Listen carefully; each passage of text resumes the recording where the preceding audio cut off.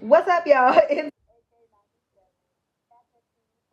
week of makeup and mental health Mondays. Brr, brr, brr, brr. This week, first, I want to introduce a new little segment, new little thing. Gonna do with y'all, right?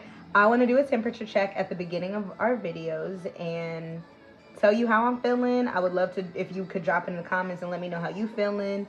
I'm at a 9 right now. The only reason I wouldn't say 10 because it's only always room for improvement. So life is good right now. Life is pretty good. So this week, I wanted to talk about the impact of social media on mental health. Shout out to Boateng. Shout out to the bus driver. Idea topic. It is something that I'm still grappling with, not in the same way that I used to. Back when I was in the thick of my depression, of my depression, as if it hasn't recurred multiple times. Specifically, what is coming to mind during that time, especially because of COVID and everything, I was deeply stuck. And it was doom scrolling, I guess, but I think that doom scrolling is more so associated with like bad news. And that's, of course, an effect of it, right? That's one of the things that you can get caught up in is all of the worst of what's going on in the world. But what I was doing was I was looking at everyone's highlight reels. I was looking at everyone living their life and feeling like, God damn, I suck and my life is totally boring and uninteresting and I hate myself. Um, Really illogical, but that's what social media kind of makes us do, I feel like, because most people, unless you're following the right crowd, hopefully I'm one of those, right? Most people are not telling you the shit of their lives. People are not telling you like their losses. People are not showing you their L's. I mean, the only L I take is lessons, right? I don't believe in taking L's anymore for real, but people are generally only going to post the good stuff. So when you're on social media scrolling and looking and comparing yourself to everybody, just bear in mind that everybody got some shit going on. I don't care who you are. Everybody got some shit going on. It's just that we pick and choose what we're going to share on social media. Sometimes I forget them. It's makeup and mental health, right? I'm supposed to be doing makeup as well. Yeah, you cannot get caught up in all the good stuff that people share and compare that to your life struggles and go, oh my God, like, I'm not doing enough. I like, look person is doing or these people are doing, and that's what it is. It's not just one person, because of the nature of social media is to get you to scroll and scroll and scroll. You might see your homie from college in their highlight reels and how they're getting married and pregnant, and then you also see how the bitch from high school that you low-key didn't really fuck with is now an OnlyFans creator and she's rolling in dough, and like it is really challenging to consistently be bombarded with everyone's highlight reels, because then when you're looking at everyone's highlights, you then compare that to your real life and you go, I'm not doing enough. But all you've done is scroll through people's highlight reels. You're not actually seeing what their life is like.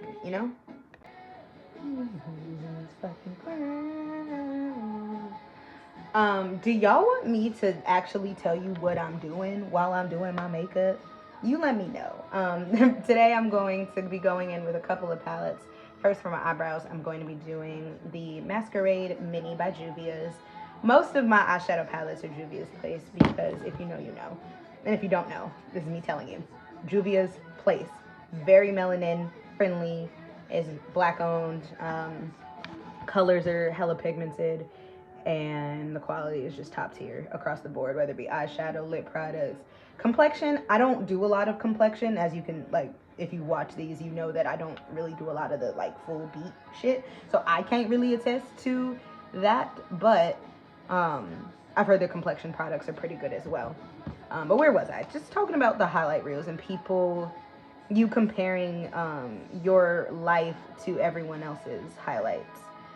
Just bear in mind that most people are not really sharing the worst of the worst. They're sharing what they want you to know. Realistic beauty standards. Let's talk about the unrealistic beauty standards that Black women specifically, or just anybody that doesn't fit into the European Eurocentric standard, has to adhere to, right? Niggas not all built, not built like skinny or slim thick, blonde-eyed, blonde-eyed, blue-haired, blue-haired, blue-haired, blonde-eyed. I said it again. Blonde hair, blue. Um, Not everyone is perfect. When I was in my sophomore year of college, I took a social psychology course, and in that course, we talked about. I can't recall the specific phrase off the top of my head. I'll put it in here if I can recall. But it's this phenomena that when you are more attractive, you are going to society is going to see you as a better person. So good looks make people think that you're smarter.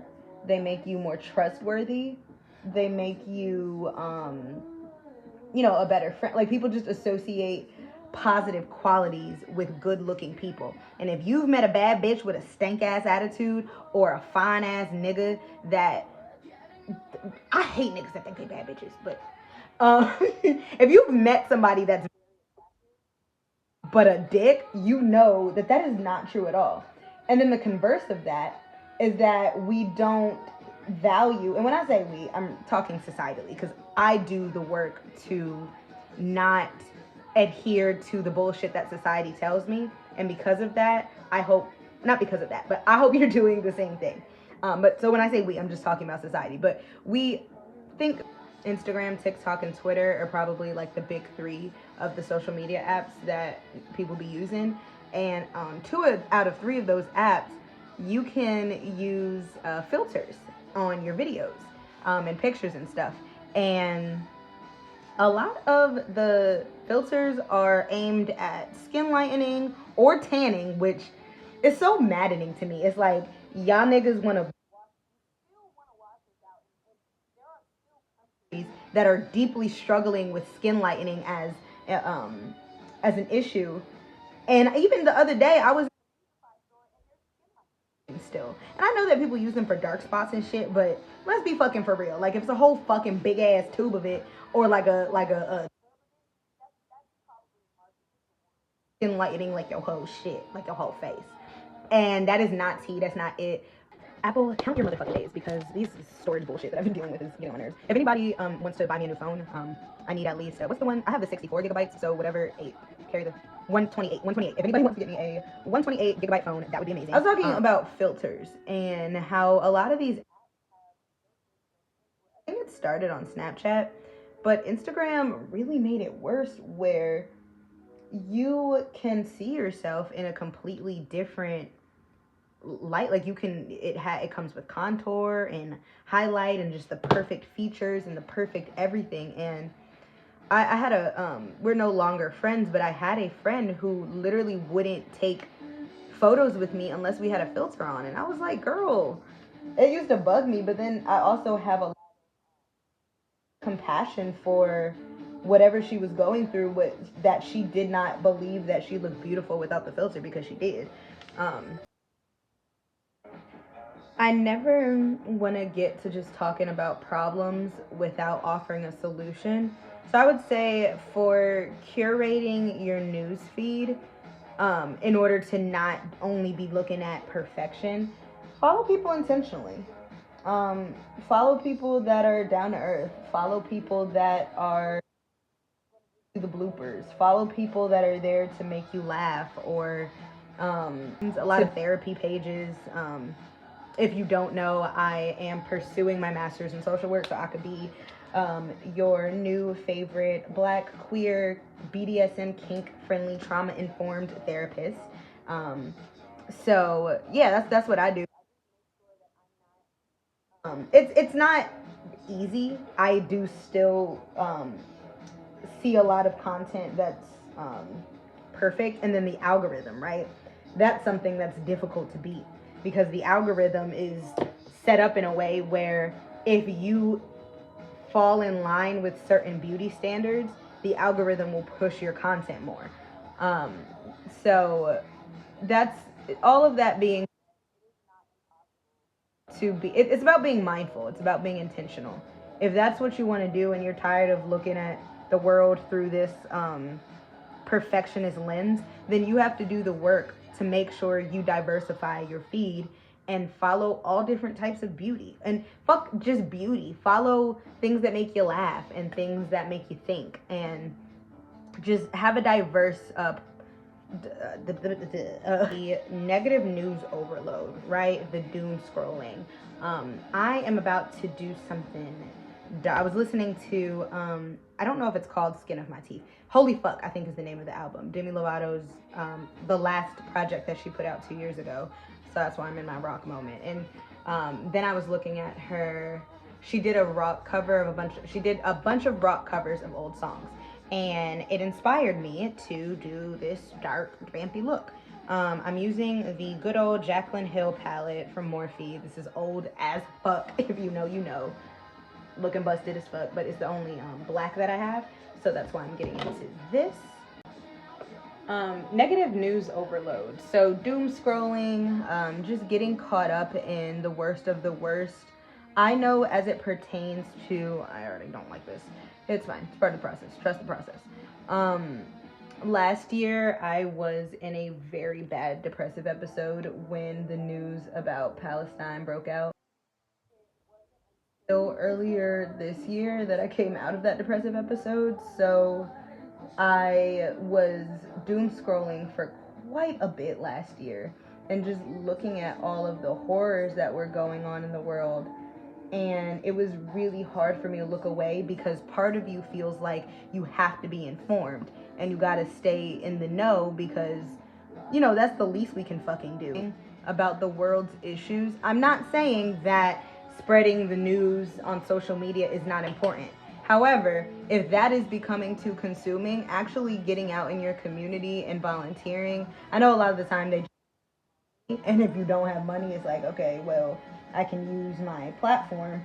But you know, you can arrange to like fundraise. There are ways to send support that are not just monetary, if that makes sense. So just be sure that as you are informed about everything going on in the world, that you are not consuming, and you know what we consume is what we are, and that's so much more than just social media. It's also food. It's also who you surround yourself with, the company that you keep.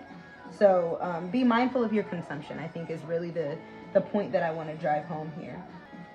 There's also the issue of re-trauma, seeing police violence or hearing about like I know I frequently am made aware of violence against trans people via social media. And that re-traumatization, again, there's this balance between wanting to stay informed and also not wanting to be over inundated with all of the worst things of the world.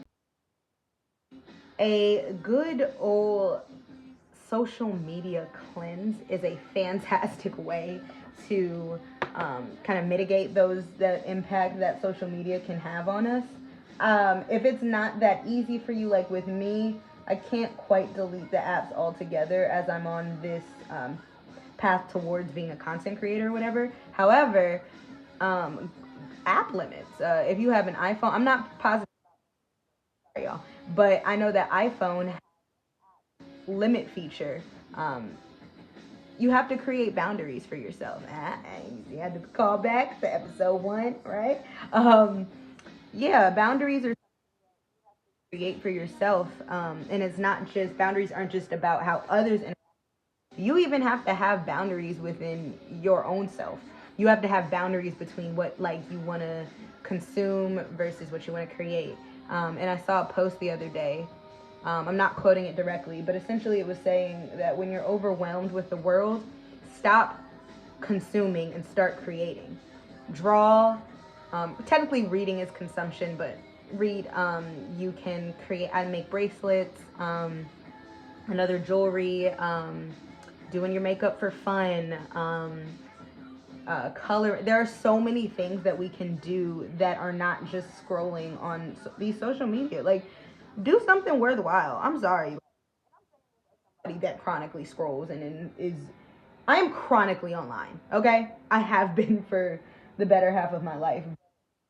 At some point, you gotta get the fuck out of there and touch grass, y'all. You have to go touch grass. That is the number one way to kind of get around the impact of social media on our mental health is to take a breather from it. Reason that we're doing things, right? So if you're just scrolling and scrolling and scrolling and you feel like you don't have a purpose, well then stop fucking scrolling. If you're scrolling with the goal of engaging in people's content, to help push their engagement, or you're scrolling because you need a break or whatever from your busy life, that's valid. But there's a level of self-awareness there, and you can have accountability partners aside from the app. Stop scrolling.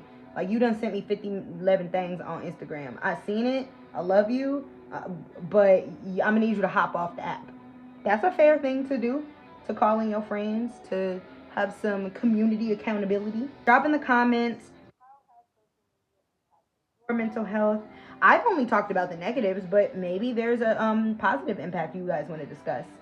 Because I know that I've really benefited from a lot of the psychology and healing kind of aspects of social media, people that are posting that kind of content, as well as learning about community cleanups and events that are going on in the city. And I know what's going on. So drop in the comments whatever impacts of social media on mental health. If you feel like I missed a point that you want to bring up here, bring it up. Let's talk about it. I am going to finish this look on and y'all next week.